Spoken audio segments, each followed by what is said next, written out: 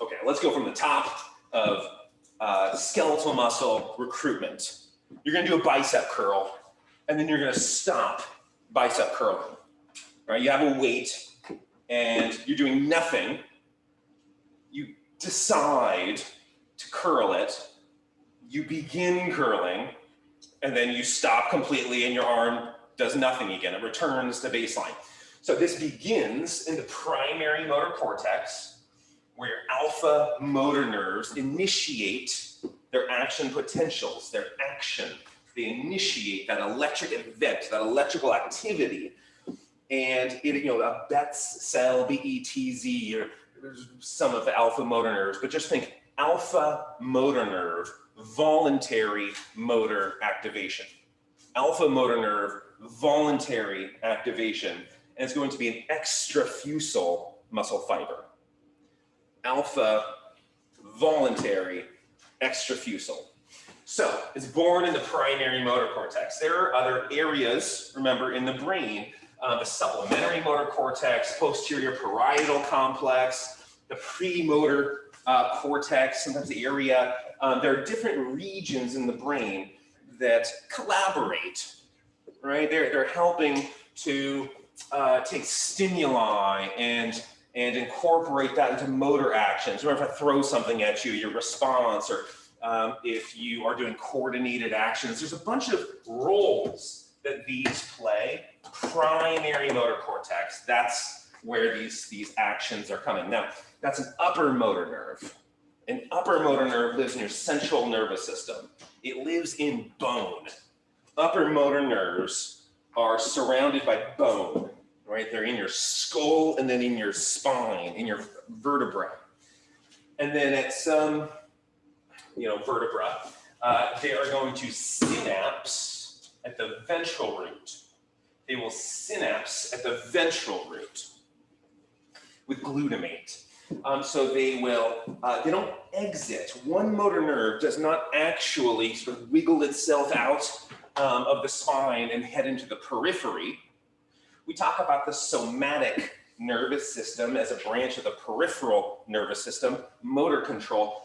When we're in the periphery, that's a totally different nerve, right? The upper motor nerve comes from the primary motor cortex, this alpha motor nerve, down the spine, synapses, activates a lower motor nerve. That lower motor nerve exits and finds its way to a tissue, finds its way to whatever tissue you are going to be activating. In this case, it was a bicep. And so that's what this is saying, the upper and the lower motor nerves. You have two different roads. You have to take an exit, get onto a totally different road. It's not when you're buying an airplane ticket, there's like no stops. That's not what this is. You have one layover. It's very brief, it's very fast, that layover. But the lower motor nerves, these are not glutamate, these are acetylcholine.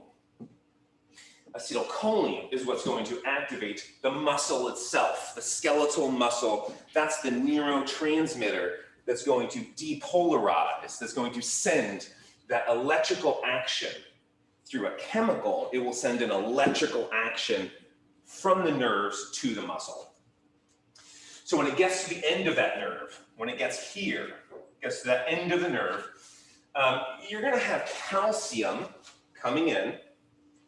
Calcium binds to these synaptic vesicles, these little vesicles with acetylcholine in them. Maybe 100 of them, come down and dock and release.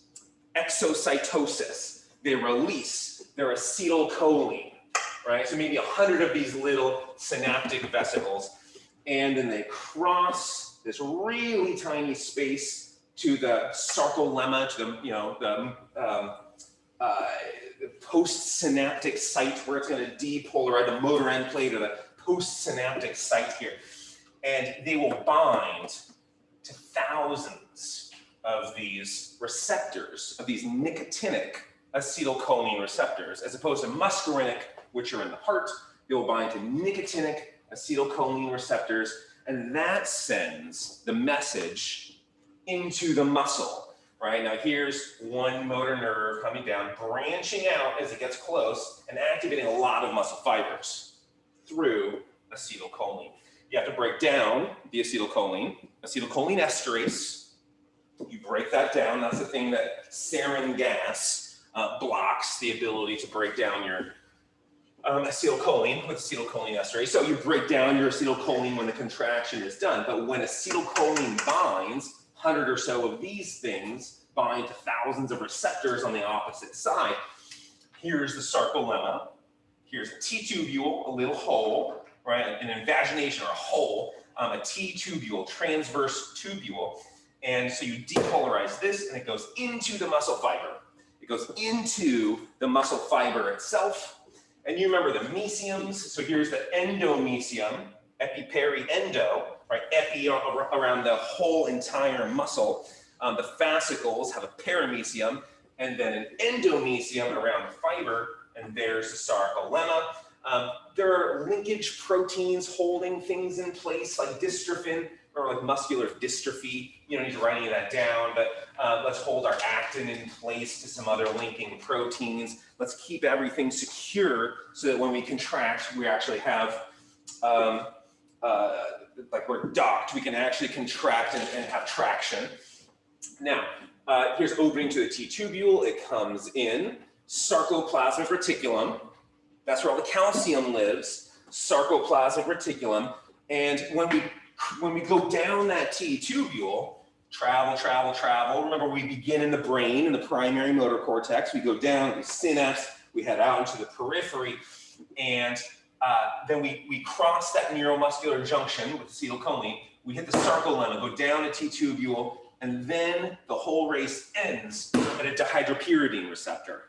Dihydropyridine receptor is where that race finally ends. The electrical activity, the voltage ends with this gal, let's say it's female, it ends there. And those associate with ryanodine receptors. A ryanodine receptor is the door for calcium to exit the sarcoplasmic reticula, plural, reticulum, singular.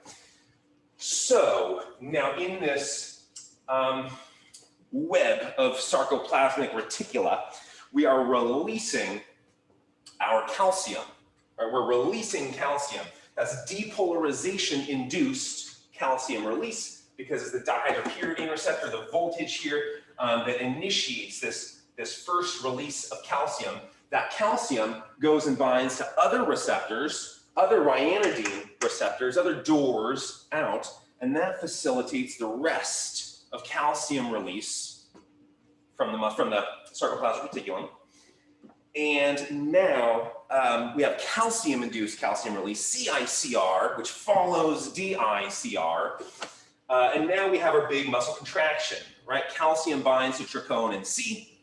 That causes this conformation change, shape change in the troponin complex. Sliding filament theory is permitted to happen. Every power stroke, every one of those consumes an ATP. And so you're going to be cycling through this, cross-bridge cycling, or sliding filament theory, and you're cycling through this and sliding those filaments of actin and myosin, forming cross bridges between the myosin head and the actin binding site. And you consume an ATP every single time. Now you can't do a power stroke in a weak bond, you need a strong bond.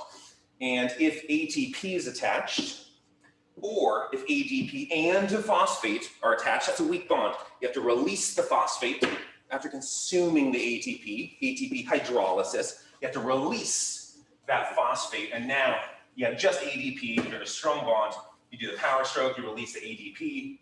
You have to release, right? In order to continue cycling, cross-bridge cycling, you have to release. To do so, you bind a new ATP. Now you're in a weak bond, you release, hydrolyze it, keep going. At the very end of motor action, you have to put away all that calcium, right? You acetylcholine esterase, you break down all that acetylcholine, you stop sending the electrical activity, you stop sending action potentials, break down the acetylcholine, and then you have to consume ATP, this active transport of shoving calcium against the concentration gradient. You consume ATP, put the calcium back into its home. You don't have much calcium binding to troponin C anymore. Muscle action over.